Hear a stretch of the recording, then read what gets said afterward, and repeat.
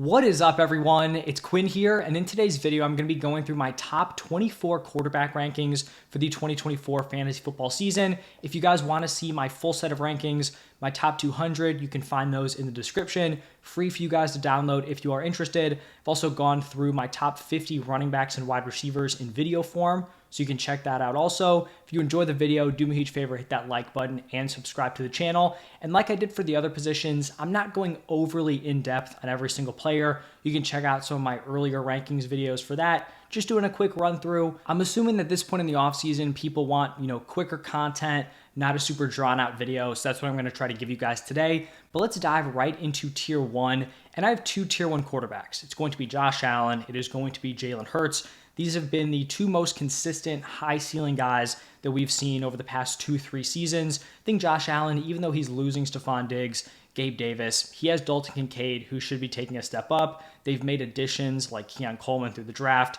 Curtis Samuel through free agency. We know he's going to be involved with his legs near the goal line, has that touchdown upside. So I do like Josh Allen to be my quarterback one. And then Jalen Hurts, just another dude who has that rushing upside, also used heavily near the goal line. The tush push, maybe it's not as extreme this year with Jason Kelce retired, but I still think he's someone who should be, 10 plus rushing touchdowns in a season. So those are my top two.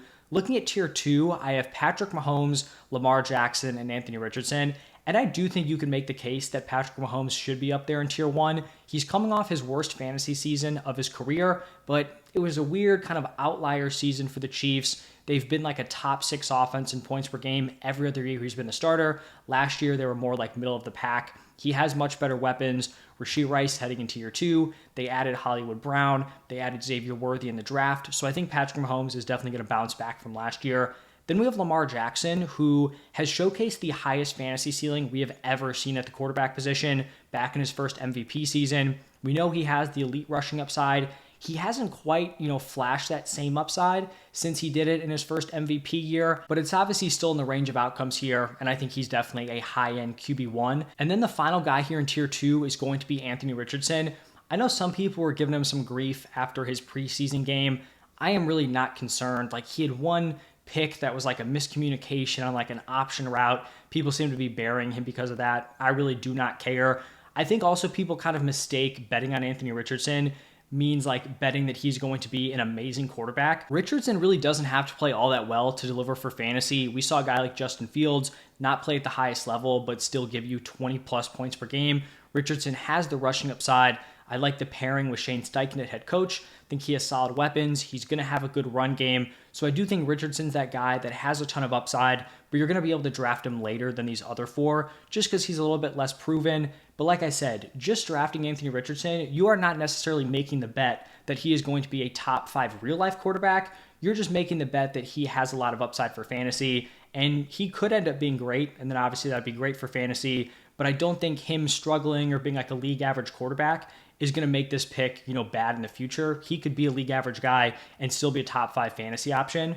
Now, shifting into tier 3, I'm guessing most people are going to disagree with my Kyler CJ ranking here. I do have Kyler Murray as my quarterback 6, CJ Stroud behind him. And this is not like anti-CJ Stroud. I think he is a great quarterback. He just does not have the rushing upside to compete with any of the quarterbacks going ahead of him. He was not used a ton in the rushing department last year. They add Stephon Diggs. They add Joe Mixon. After those moves, I don't think this is a situation where the Texans are going to be like, yeah, we need to use CJ Stroud more on the ground. I feel like they're going to be super pass heavy. I think he's going to kill it. He's going to have a ton of passing volume. I think he's going to throw for a lot of passing touchdowns. But if you're playing in 4 point per passing touchdown, which is what these rankings are based around, it's just not going to have the same upside as someone who has the rushing upside, which is something that Kyler Murray has. He has been a very just safe fantasy option. I think he has a decent amount of upside. Full year removed from the torn ACL, he should have his rushing back, at least better than what we saw last year. So I do prefer Kyler. I have them very close together in my rankings, but in terms of actually going out and drafting these dudes, CJ Stroud is going like around 2 rounds earlier than Kyler Murray, which is just not something I can get around on. And then the final guy in this tier would be Joe Burrow, another dude who doesn't really have a ton of rushing upside. I do think he has a little bit more than CJ Stroud, but he's more in like that Mahomes area, obviously not competing with like Lamar, Richardson, Jalen Hurts, Josh Allen, but he's going to be on a good offense. He struggled last year. It was due to injuries. I'm not really going to, drop him a ton for that. Maybe he's slightly more at risk of re-injuring his wrist, but he should be fine. Paired with Jamar Chase, if he is going to play the season, which I'm sure they'll figure something out. And then T. Higgins, he should be a nice mid-tier quarterback one play. Now, pivoting into tier 4, I have Jordan Love, Dak Prescott, and Caleb Williams. I think Jordan Love and Dak Prescott are solid, like mid to back end QB1s. I think both of them kind of lack the elite upside that I've been talking about. Neither guy's going to give you a ton on the ground. Jordan Love should give you solid passing production. I think the offense should continue to take steps forward. All their weapons, I guess aside from Josh Jacobs, are pretty young. You have the 2 second-year tight ends. You have year 3 Christian Watson, year 3 Romeo Doubs, year 2 Dontavian Wicks, and then who's the third one in there? Oh, Jaden Reed. Year 2 Jaden Reed. So a lot of young weapons. This offense should continue to get better. For Dak, he's honestly coming off a great season from a real-life NFL perspective. His upside is always going to be capped, like I mentioned, because he's not going to give you a ton in the rushing department, but I think a very solid like back-end QB1 pick. And then I do have Caleb Williams also in this tier. Some people may not like this. He's unproven. He's a rookie. We haven't seen him actually play in the NFL. Like, why am I throwing him up here with guys coming off really impressive seasons? I just think he's that caliber of prospect where he's going to come in. I think he's going to ball out from week 1. He is surrounded by a great group of weapons. DJ Moore, Keenan Allen, Rome Odunze, Cole Kmet, DeAndre Swift out of the backfield. He also has that rushing upside where I think he can give you some production with his legs, also has some touchdown upside, near the goal line with his legs. So I think his ceiling is fairly high for fantasy, and I do think he's going to be able to come in and produce right away. And I also think there's so much depth this year at quarterback where if you draft him, you're also in a position where you can get one of these later guys that I have in like tier 6 or tier 7 to potentially back him up, play the matchups week to week. And then moving over to tier 5, I have the other top rookie quarterback, Jane Daniels, and then Brock Purdy. So for Daniels, even though he doesn't have the best supporting cast around him, I feel like he's good enough and has enough rushing upside where he can produce regardless. And then for Brock Purdy, I will say keeping Brandon Ayuk would be pretty huge because Brock Purdy is definitely going to be carried by his weapons. You have Deebo Samuel, hopefully Ayuk, George Kittle, CMC out of the backfield. They're not going to be a super high volume passing attack. He's not going to give you a ton on the ground, but a very safe option if you kind of punted the quarterback position. You want like a fringe quarterback 1. I feel like Brock Purdy kind of fills that role very well. And then shifting into tier 6, this is a pretty large tier. In this tier, I'm kind of just drafting the guys that fall. I'm not really super interested in my drafts of like reaching for the top guy within this tier. But the 2 guys that I do like at the top are Trevor Lawrence and Justin Herbert. For Trevor Lawrence, he's been somewhat disappointing for fantasy. I do have confidence that this is the year where he takes the big leap. He can give you something on the ground. I like the addition of Brian Thomas Jr. They added Gabe Davis. You have Christian Kirk, Evan Ingram. I do think this is the year we see a fantasy breakout out of T-Law.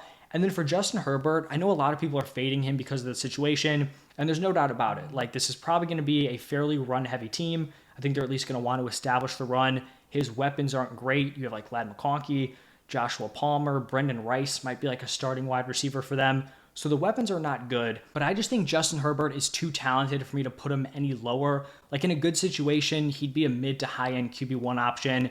Came in as a rookie, balled out right away, actually was a better fantasy option than CJ Stroud his rookie year. So we know the talent's there. And even if the situation isn't great, I can only dock him so much.